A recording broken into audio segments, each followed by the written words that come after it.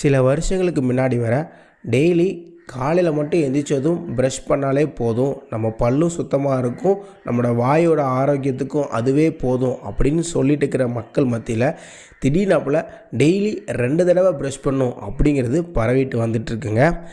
உண்மையிலே 2 தடவை ப்ரஷ் பண்ணுறது நல்லதா கெட்டதா அப்படிங்கிறத நம்ம பார்க்குறத விட உண்மையிலே அது அவசியமாக, அதாவது தேவையானது ஒன்றா அப்படின்னு பார்த்திங்கன்னா என்னை பொறுத்த வரைக்கும் அது தேவையே இல்லைங்க.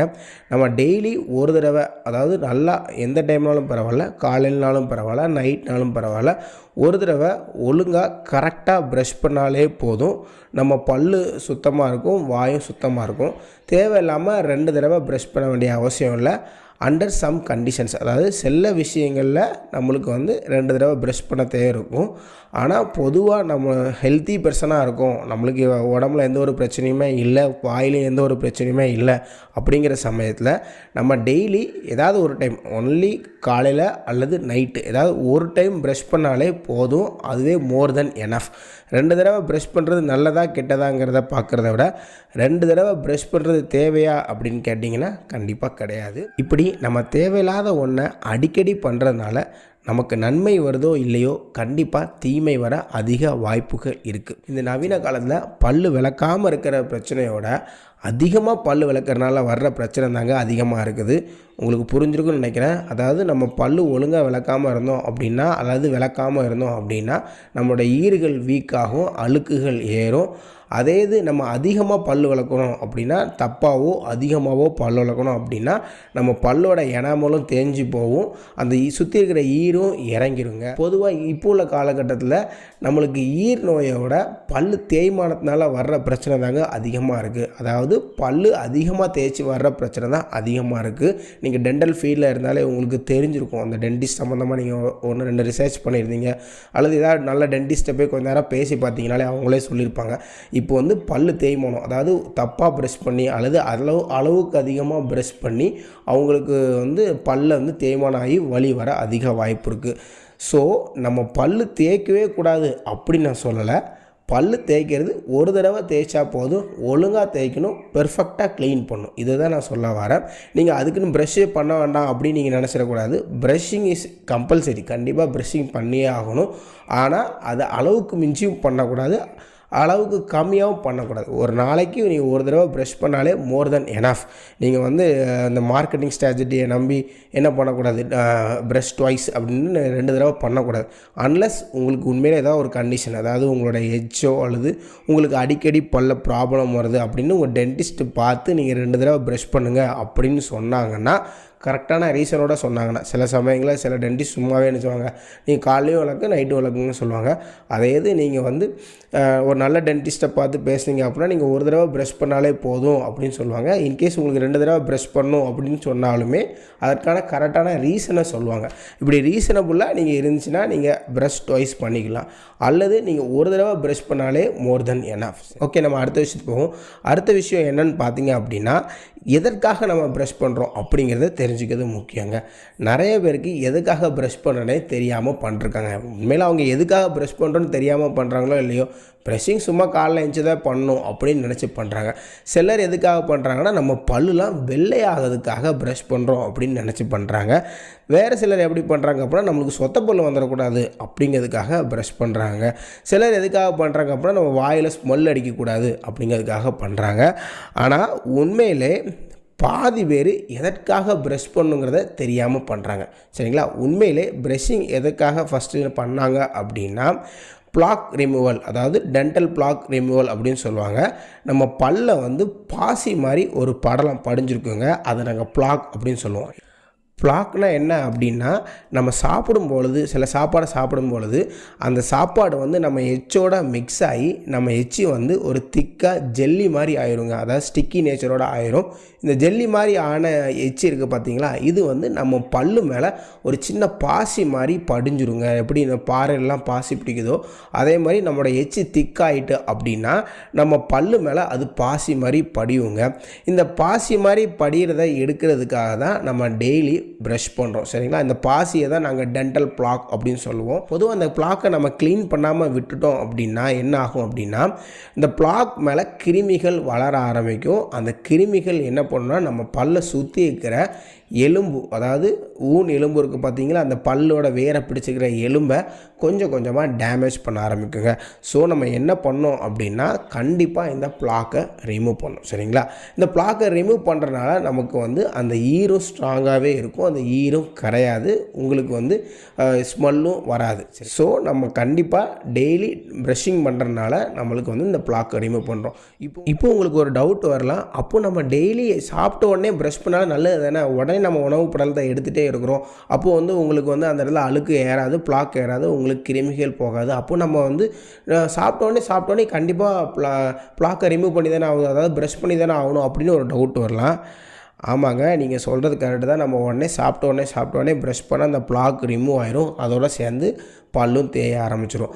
ஆனால் என்ன பிரச்சனை அப்படின்னா அது தேவை கிடையாதுன்னு ஏன் சொல்கிறேன் அப்படின்னா, அந்த பிளாக் அதில் ஃபார்ம் ஆகி அதில் கிருமிகள் உட்கார்ந்து அந்த கிருமிகள் வளர்ந்து அந்த சுற்றி இருக்கிற ஈறுகளை போய் ஃபஸ்ட்டு டேமேஜ் ஆக்கிறதுக்கு அதுக்கு எவ்வளோ மணி நேரம் தேவைப்படுது அப்படின்னா 48 மணி நேரம் தேவைப்படுது, அதாவது 2 நாள் தேவைப்படுது.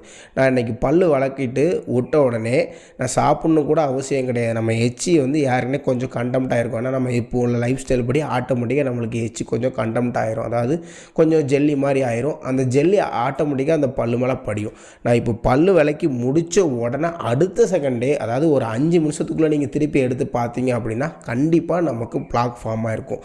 இந்த பிளாக் ஃபார்ம் ஆகிறத நம்ம தடுக்க முடியாது. அதோட ஸ்பீடை குறைக்கிறதுக்கு 1-2 ஐடியாஸ் இருக்குது. ஆனால் நம்ம உடனே க்ளீன் பண்ணுறதுனால நமக்கு எதுவும் பிரயோஜனம் இருக்கா அப்படின்னு பார்த்தீங்கன்னா ஒன்றுமே கிடையாது. திருப்பி வந்துக்கிட்டே இருக்கும். ஆனால் அந்த கிருமிகள் அந்த ஈறுகளை பாதிக்கிறதுக்கு 48 மணி நேரம் ஆகுதுன்னு சொன்னோம் பார்த்தீங்களா, அந்த டைமுக்குள்ளே நம்ம க்ளீன் பண்ணாலே போதுமானது. சரிங்களா? பிளாக்கை எடுத்துக்கிட்டே இருக்க முடியாது. பிளாக் ஒன்ஸ் ஃபார்ம் ஆனோடனே அது நல்ல திக்காகி ஒரு ப்ராசஸ் மாதிரி நடந்து அதில் பாக்டீரியா வளர்ந்து அதில் ஈரில் பாதிக்கிறதுக்கு 48 மணி நேரம் ஆயிருக்கும் அப்படின்னு சொல்லியிருப்பேன். அந்த 48 மணி நேரத்துக்குள்ளே நீங்கள் ஒரு தடவை ரிமூவ் பண்ணிட்டீங்க அப்படின்னா அந்த பிளாக் பாக்டீரியா எல்லாமே வந்துடும். சரிங்களா? அடுத்து நீங்கள் 48 மணி நேரத்துக்குள்ளே அடுத்த ஒரு தடவை ப்ரஷ் பண்ணாலே இதுவே எனஃப். ஆனால் நம்ம டெய்லி காலையில் எழுந்துச்சி 24 ஹவர்ஸுக்கு ஒரு தடவை நம்ம ப்ரஷ் பண்ணால் ரொம்ப நல்லது, அதுவே போதுமானது. சரிங்களா? நீங்கள் கரெக்டாக ஃபாலோ பண்ணோம் அப்படின்னா நீங்கள் 48 மணி நேரத்துக்கு ஒரு தடவை ப்ரஷ் பண்ணாலே போதும். பட் நம்ம டெய்லி ஒரு ஹேபிச்சுவலாக அது பண்ணிகிட்டே இருக்கோம். ஒரு டெய்லி ஹேபிட்டாக நம்ம அது பண்ணிகிட்டே இருக்கனால டெய்லி நம்ம ஒரு தடவை காலையில் எழுந்த உடனே ப்ரஷ் பண்ணாலே போதுமானது. உங்களுக்கு விருப்பம் இருந்தால் நீங்கள் நைட்டு ப்ரஷ் பண்ணலாம். நைட் ப்ரஷ் பண்ணாலும் தப்பு இல்லை. நீங்கள் நைட் ப்ரஷ் பண்ணீங்க அப்படின்னா அடுத்த நாள் காலைல ப்ரஷ் பண்ண வேண்டிய அவசியமே கிடையாது. லைட்டாக வாயை கொப்பளிக்கணும். சரிங்களா? ஓகே, இப்போ உங்களுக்கு அடுத்த ஒரு டவுட் வரலாம், நம்ம நைட் ப்ரஷ் பண்ணுறது நல்லதா மார்னிங் ப்ரஷ் பண்ணுறது நல்லதா அப்படின்னு ஒரு டவுட்டு கூட வரலாம்.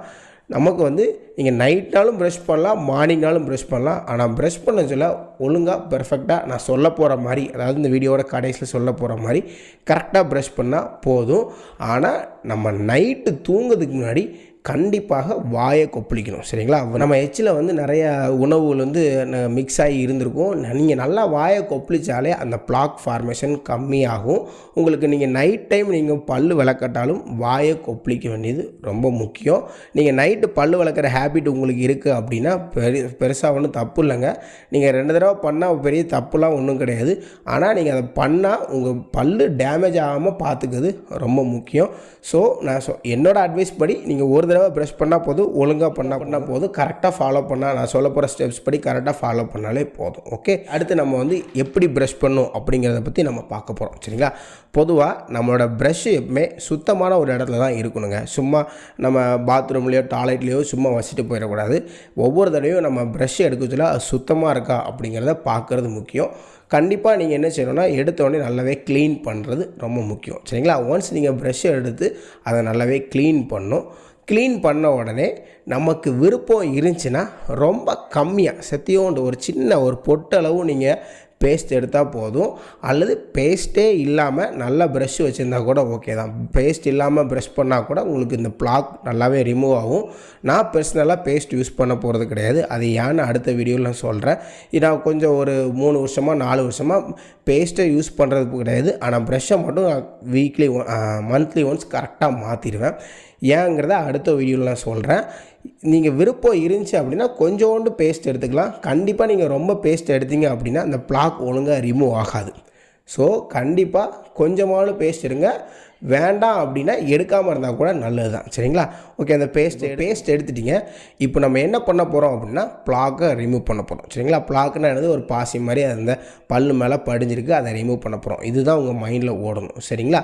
ஓகே, நம்ம ஒரு பாத்திர விளக்கம் எடுக்க போகிறோம் அப்படின்னா என்ன பண்ணுவோம், பாத்திரத்தை வந்து பெர்ஃபெக்டாக க்ளீன் பண்ணோம் அப்படின்னா ஒரே இடத்துல தைப்போமா, தைக்க மாட்டோம். அது எல்லா இடத்துலையும், அதாவது அந்த சாப்பிட்ட பாத்திரத்தில் உள்ள எல்லா பகுதியிலையும் படுற மாதிரி சுற்றி தேய்ப்போம். அதே மாதிரி தான் உங்கள் மைண்டில் இருக்கணும்.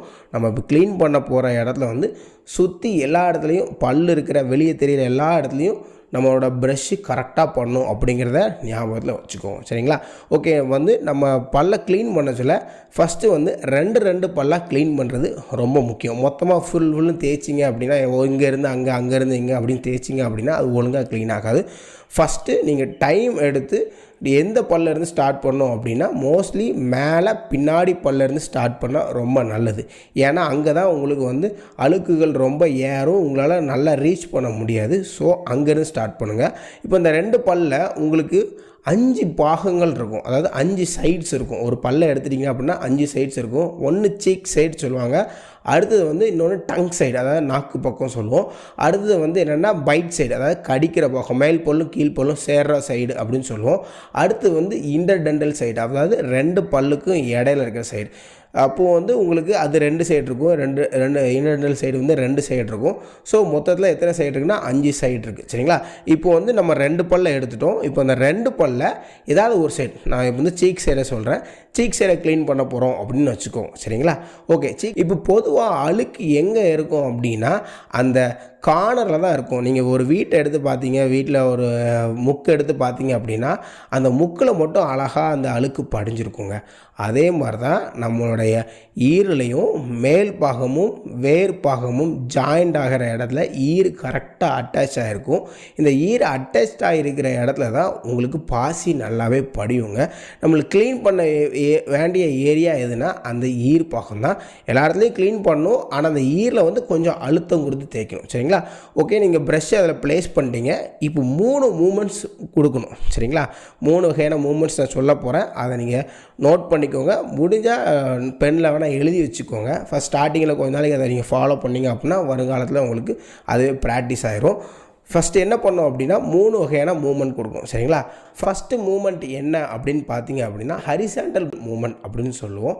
ஹரிசாண்டல் பண்ணால் ஒன்றும் இல்லைங்க, அந்த பல்லுக்கு வந்து முன்னும் பின்னும் என்ன செய்யணும்னா அந்த வீடியோவில் காட்டுற மாதிரி ஃப்ரண்ட் அண்ட் பேக் கொஞ்சம் மூவ் பண்ணும். ரொம்ப தேய்க்கக்கூடாது, அந்த பல்லிருந்து வெளியும் போகக்கூடாது, உள்ளே வரக்கூடாது, லேசாக அப்படி தேய்க்கணும். இப்படி தேய்க்க சொல்ல உங்களுக்கு என்ன ஆகும்னா அந்த பல்லு மேலே ஒட்டி இருக்கிற பாசிகள் வந்து என்ன ஆகும்னா ரிமூவ் ஆகுங்க. இந்த மாதிரி பண்ணும். ஆக்சுவலாக எதுவோட இருக்குன்னா ஈரிலேருந்து பல்லோட எண்டு வர உங்களுக்கு அந்த சீக் சைடில் இருக்கிற சைடு ஃபுல்லாகவே உங்கள் ப்ரஷ்ஷில் கவர் ஆகிருக்கணும். இந்த வீடியோவில் காட்டுற மாதிரி நீங்கள் ஃபுல்லாகவே வைக்கணும்.